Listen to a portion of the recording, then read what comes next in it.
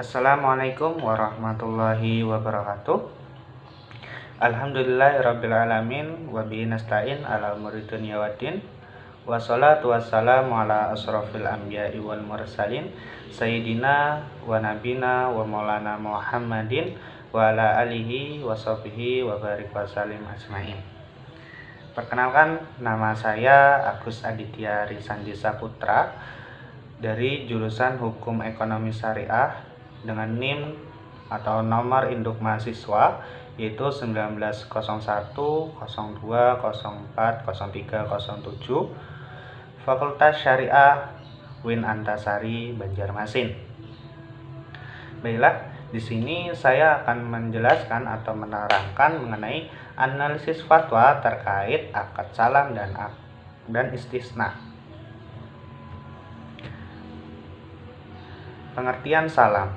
Jual beli salam adalah akad jual beli barang pesanan di antara pembeli dan penjual yang spesifikasinya dan harga pesanan harus sudah disepakati di awal akad, sedangkan pembayaran dilakukan di muka secara penuh. Sedangkan pengertian istisna adalah akad jual beli dalam bentuk pemesan pembuatan barang tertentu dengan kriteria dan persyaratan tertentu yang disepakati antara pemesan dengan penjual yang juga telah dipraktekkan oleh lembaga keuangan syariah.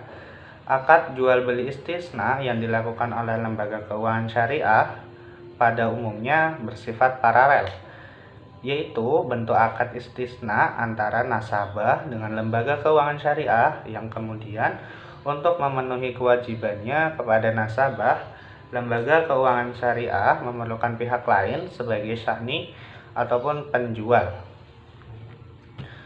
Adapun fatwa-fatwa yang terkait dengan akad jual beli istisna dan salam ada 3, yaitu jual beli istisna nomor 6 /DSN MUI /4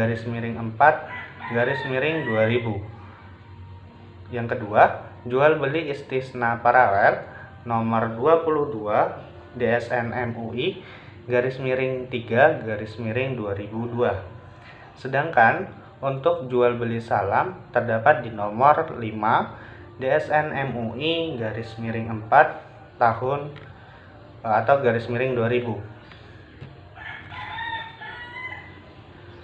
Pada akad salam atau yang terdapat di nomor 5/2000 memberikan ketentuan sebagai berikut. Yang pertama, pembayaran atau alat bayar harus diketahui jumlahnya dan bentuknya, baik berupa uang, barang maupun manfaat pembayaran harus dilakukan pada saat kontrak yang disepakati, serta pembayaran bukan dalam bentuk pembebasan utang. Yang kedua, barang yang dibeli ataupun dipesan harus jelas cirinya dan dapat diakui sebagai utang, harus jelas spesifikasinya, penyerahannya dilakukan kemudian, waktu dan tempat penyerahan barang harus ditetapkan berdasarkan kesepakatan. Pembeli tidak boleh menjual barang sebelum menerimanya dan tidak boleh menukar barang kecuali dengan barang sejenis sesuai kesepakatan. Yang ketiga, yaitu penyerahan barang.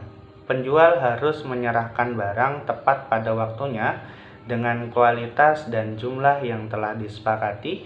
Jika penjual menyerahkan barang dengan kualitas yang lebih tinggi, penjual tidak boleh meminta tambahan harga. Jika penjual menyerahkan barang dengan kualitas yang lebih rendah dan pembeli rela menerimanya, ia tidak boleh menuntut pengurangan harga ataupun diskon. Penjual dapat menyerahkan barang lebih cepat dari waktu yang disepakati dengan syarat kualitas dan jumlah barang sesuai dengan kesepakatan, dan ia tidak boleh menuntut tambahan harga.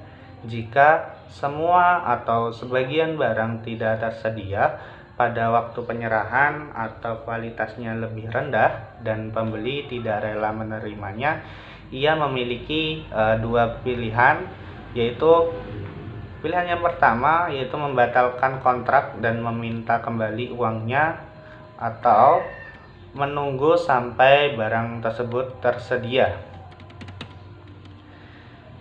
Yang keempat yaitu penjual boleh melakukan subkontrak kepada pihak lain untuk membelikan barang tersebut, atau dalam istilah ini adalah salam paralel, dengan syarat akad kedua terpisah dari dan tidak berkaitan dengan akad pertama.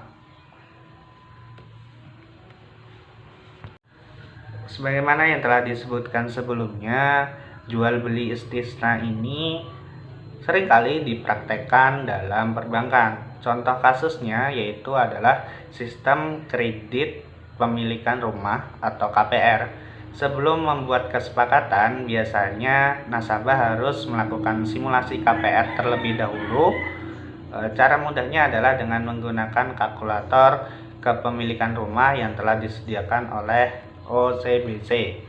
Selanjutnya, setelah memperkirakan jangka waktu dan harga rumah, Anda tinggal mengajukan permohonan dan kriteria rumah idaman. Pihak bank akan memberikan arahan transaksi yang dilanjutkan dengan pembayaran uang muka. Selain itu, pihak bank yang akan bekerja sama dengan developer, dana yang Anda setorkan akan menjadi modal pembangunan. Dengan demikian, setelah rumah tersebut selesai ataupun digarap, Anda tinggal menempatinya, namun jangan lupa membayar cicilan. Yang kemudian, saya akan menjelaskan mengenai jual beli istisna yang paralel. Dalam fatwa DSN MUI atau Dewan Syariah Nasional Majelis Ulama Indonesia nomor 22 garing DSN MUI _3 _ 2002 tentang jual beli istisna paralel ditetapkan sebagai berikut. 1. Jika LKS melakukan transaksi istisna untuk memenuhi kewajibannya kepada nasabah, ia dapat melakukan istisna lagi dengan pihak lain pada objek yang sama dengan syarat istisna pertama tidak bergantung atau mu'alaq pada istisna kedua.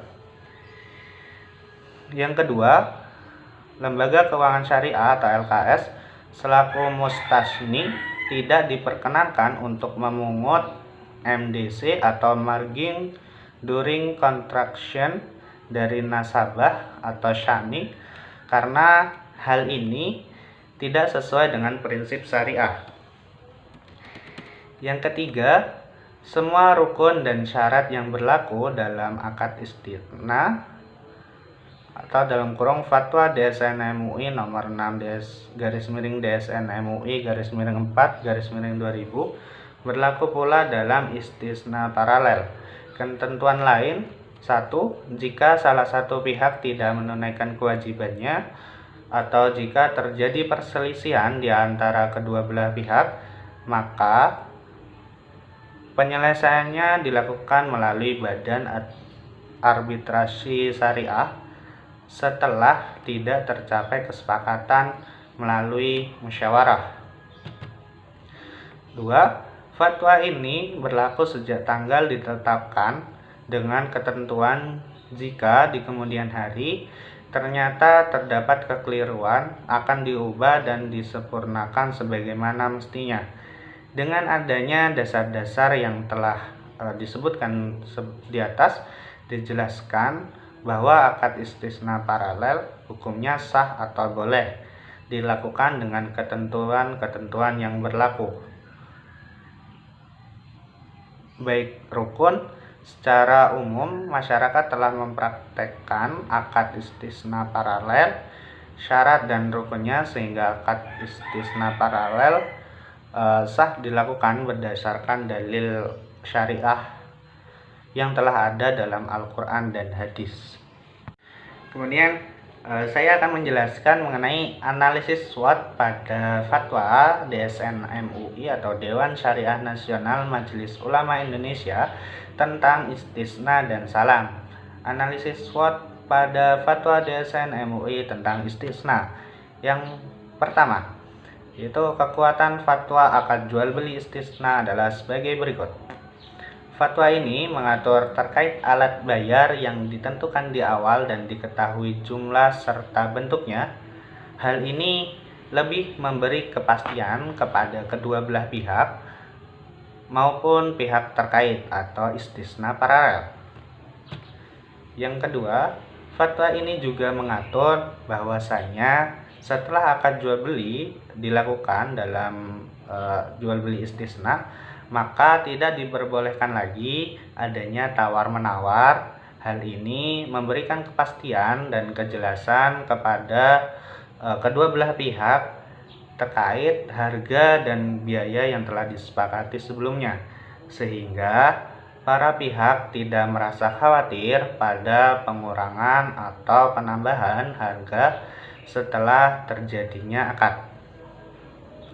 Yang ketiga, fatwa ini juga mengandung hal yang memberikan keyakinan lebih kepada pembeli atau mustahni bahwa apabila objek dari barang pesanan tersebut tidak sesuai dengan spesifikasi yang telah dijelaskan di awal, maka pemesanan dapat menggunakan hak pilihan atau khiyar untuk melanjutkan atau membatalkan pesanan.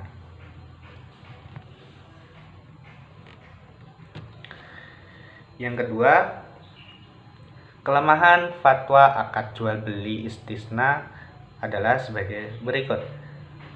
A.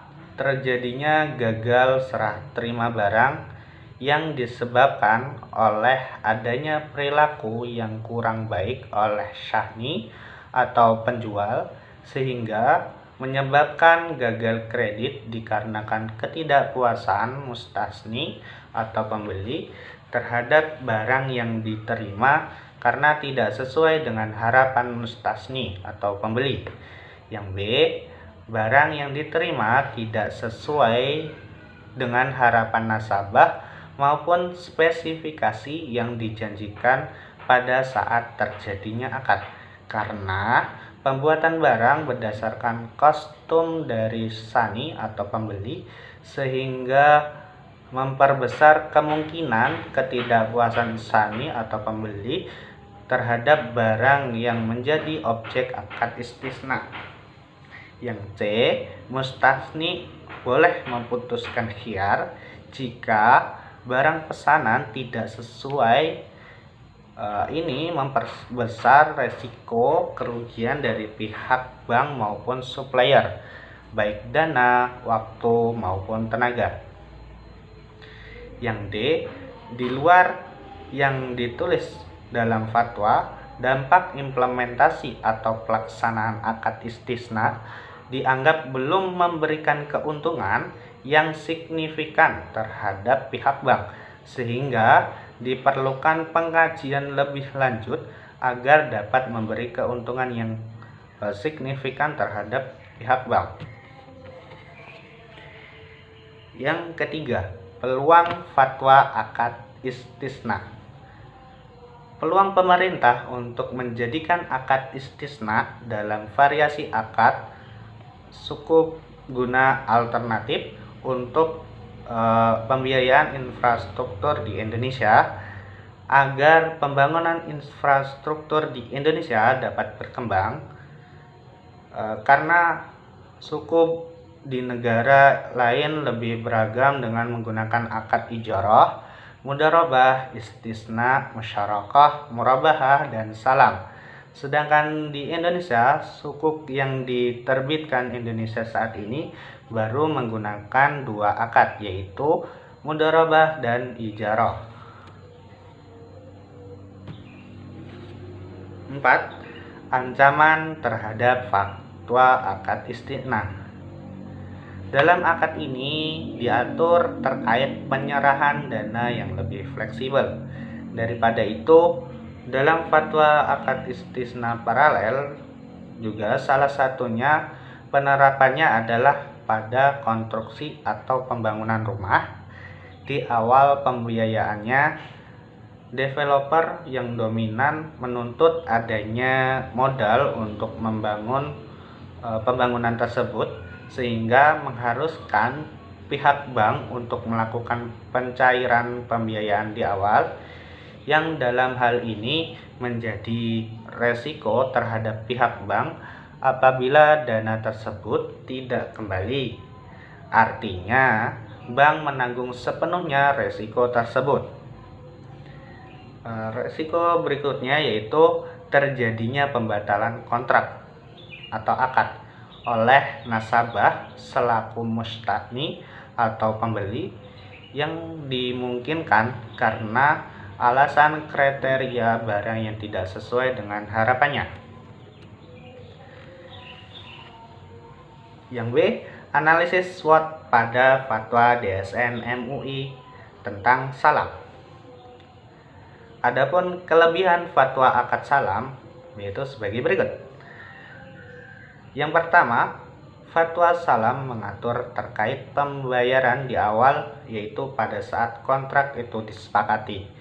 Hal ini menguntungkan dan memberi kemudahan bagi penjual atau pembuat guna proses produksi barangnya atau objek salam tersebut.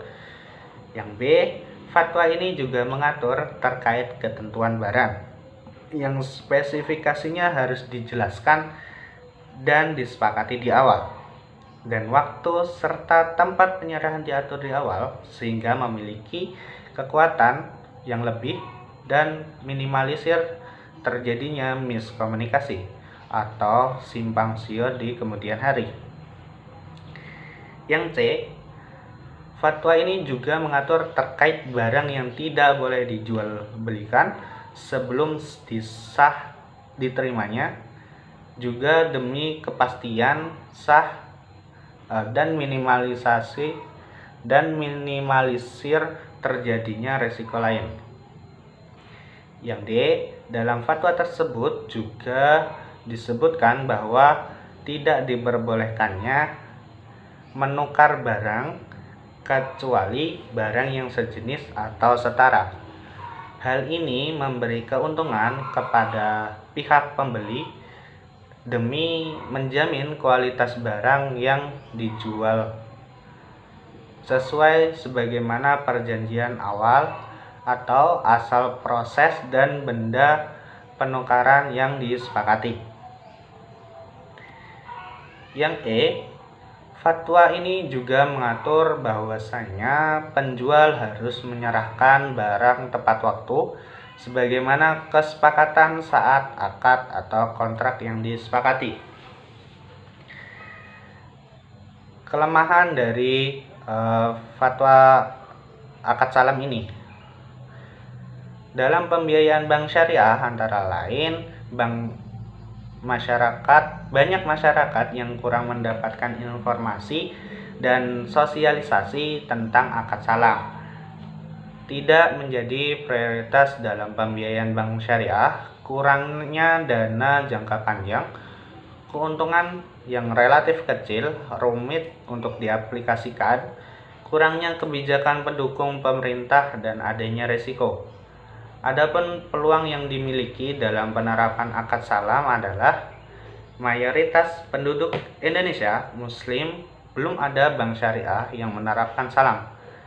Setelah disahkannya Undang-Undang Perbankan Syariah yang memudahkan pengembangan produk syariah termasuk akad salam, serta sudah berlakunya PSAK 103 tentang salam dan banyak instansi-instansi konvensional yang menerapkan program seperti akad salam. Salah satunya seperti Bank Rakyat Indonesia atau BRI, unit yang sudah merambah ke desa-desa. Ancaman yang dimiliki dalam penerapan akad salam adalah rentenir, cuaca yang tidak menentu, adanya instansi konvensional yang menerapkan pembiayaan seperti salam. Sekian penjabaran dari saya. Salah hilap mohon dimaafkan. Wabillahi taufik wal hidayah waridho wal inayah. Assalamualaikum warahmatullahi wabarakatuh.